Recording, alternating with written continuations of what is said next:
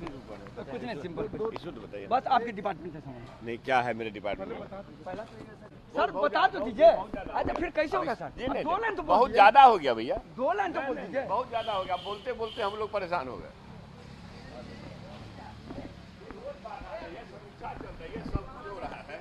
जिसकी समीक्षा हो रही है, नियुक्ति संबंधी कार्रवाई हो रही है, सारे लोग बोल चुके हैं, मुख्यमंत्री जी, उप मुख्यमंत्री जी, हम विभागीय मंत्री के रूप में। अब झूठ मूठ क्या लोग परेशान होते हैं? कब तक होगा संभावना?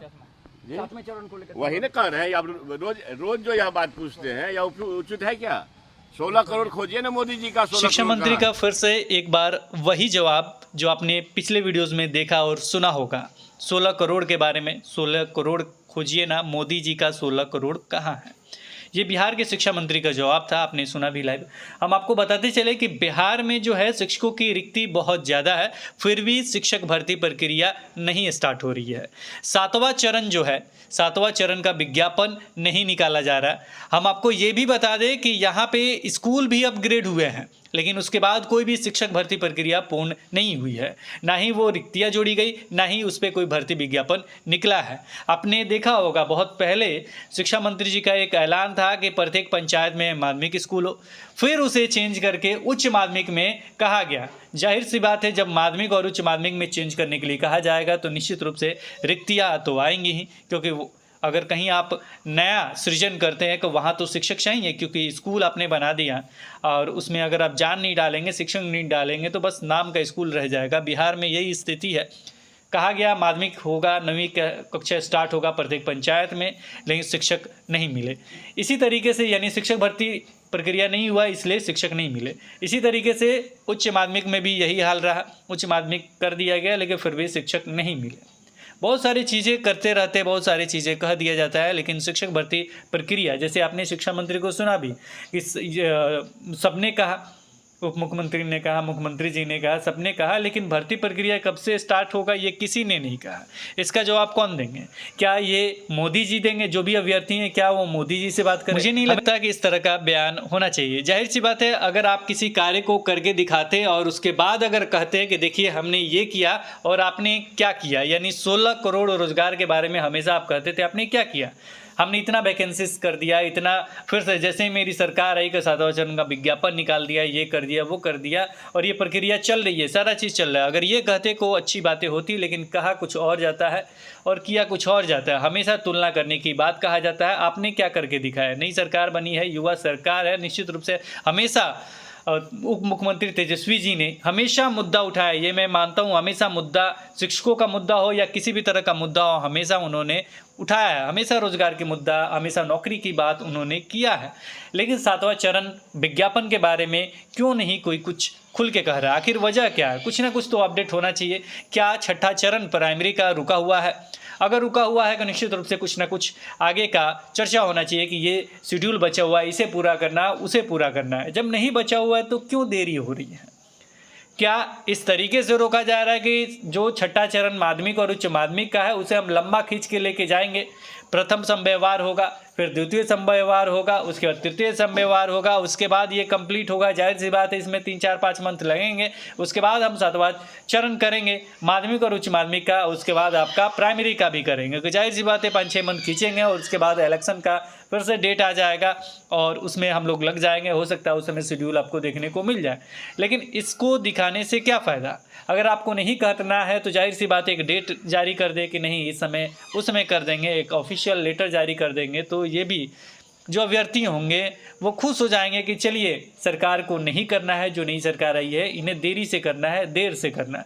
लेकिन किसी पे कटाक्ष करना, किसी की बातों को लेके क्या करना, उनको को अगर उन्होंने कहा है और अपना वादा नहीं निभाया है उन्होंने, तो जाहिर सी बात है जनता जरूर जवाब देगी। आज नहीं तो कल जवाब मिलेगा ही कि किसने क्या कहा था और क्या कर रहे हैं।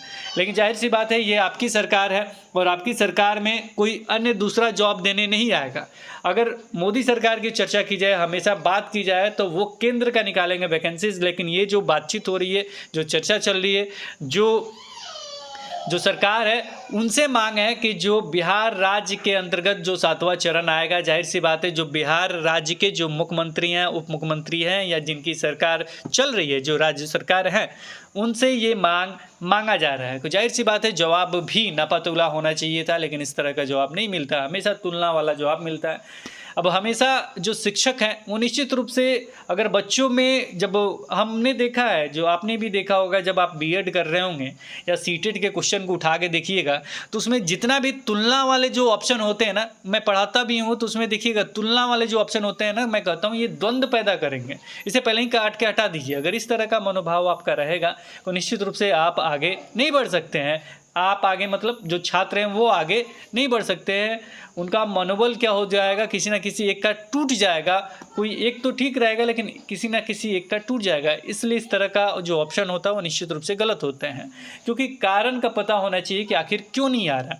क्योंकि जब सीटेट या बीटेट के जो भी अभ्यर्थी होते हैं, जो एग्ज़ाम देते हैं, उसमें अगर इस तरह का प्रश्न पूछा जाए और उसमें ऑप्शन हो कारण जानने का, जैसे मैं एक प्रश्न मैं आपसे पूछूं, अगर आप अभ्यर्थी हैं या सीटेट बीटेट की तैयारी आपने किया, तो मैं आपसे पूछूं कि 7वां चरण क्यों नहीं स्टार्ट हो रहा है, यानी 7वां चरण का विज्ञापन क्यों नहीं आ रहा है, कि इसका जवाब आप क्या दीजिएगा। पहला मैं ऑप्शन आपको दूं, 4 ऑप्शन है, उसमें पहला ऑप्शन ये है कि ये मोदी जी से तुलना करके नहीं दिया जाना चाहिए, मोदी जी से तुलना करना चाहिए। दूसरा ऑप्शन ये हो कि जो आपका जो 7वां चरण है इसमें बहुत सारे कमियां हैं, चाहे बहुत सारे दिक्कत है, इसके कारण की खोज करना चाहिए। तीसरा है ये दोनों होना चाहिए। चौथा ऑप्शन है कि, मतलब चौथा ऑप्शन छोड़ दीजिए, 3 ही रखिए। तीनों ऑप्शन में से क्या जवाब देंगे, कमेंट सेक्शन में हम चाहेंगे कि आप भी बताएं।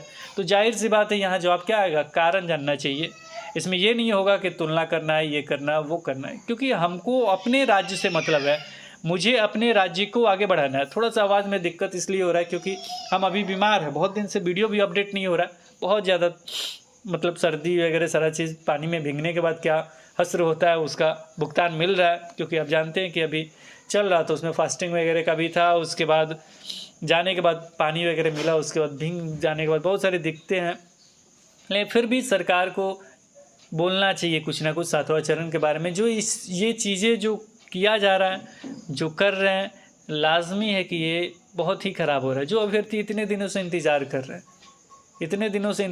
रहे हैं कि नोटिफिकेशन चाहिए, सब कुछ किया इनके द्वारा, आपने एक शिक्षा विभाग के द्वारा एक विज्ञापन भी निकला कि जुलाई लास्ट तक आ जाएगा। नहीं, सरकार चेंज हुआ, नई सरकार है, युवा सरकार है, सभी को विश्वास था कि निश्चित रूप से कार्य होगा। क्योंकि हमेशा तेजस्वी जी जो उप मुख्यमंत्री हैं अभी, वो हमेशा मुद्दा उठाते रहे, हमेशा बोलते रहे कि हाँ बहाली करेंगे, ये करेंगे, वो करेंगे, सारा चीज़ करेंगे। हमेशा नौकरी वगैरह की बातचीत होता है। जैसे में उनका जो विभाग है, जो हमेशा ये विज्ञापन के बारे में कहते हैं, हॉस्पिटल वगैरह में जो हैं वहाँ पे तो चर्चा चलता है, हमेशा कहा जाता है कि इतना वैकेंसी जाएगा, ये होगा, वो होगा। लेकिन शिक्षा विभाग जो इतने दिनों से लंबित है, जो शिक्षकों की जो कमी है, क्या वो दूर नहीं होगा? आपने प्रत्येक पंचायत में +2 कहा है, लेकिन वो भर्ती नहीं होगा। सोचना चाहिए और जवाब सरकार को जल्द से जल्द देना चाहिए और जल्द से जल्द ये बहाली प्रक्रिया पूर्ण कराना चाहिए। फिलहाल मिलेंगे एक नए वीडियो में, थोड़ा सा मैं ठीक हो जाता हूँ तो फिर मिलेंगे और नए एक अपडेट के साथ। तब तक देखते रहें, बने रहें हिंदी क्लब पे। धन्यवाद, बाय बाय।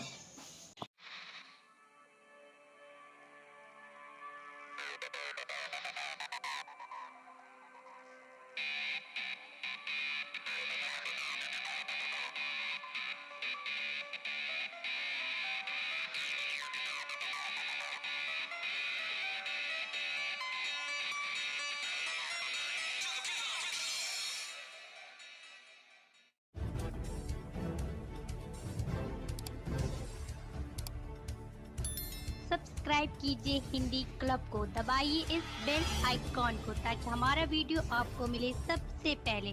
शेयर करें अपने दोस्तों के साथ ताकि वो भी इसका लाभ उठा सके। ये सब बिल्कुल फ्री है।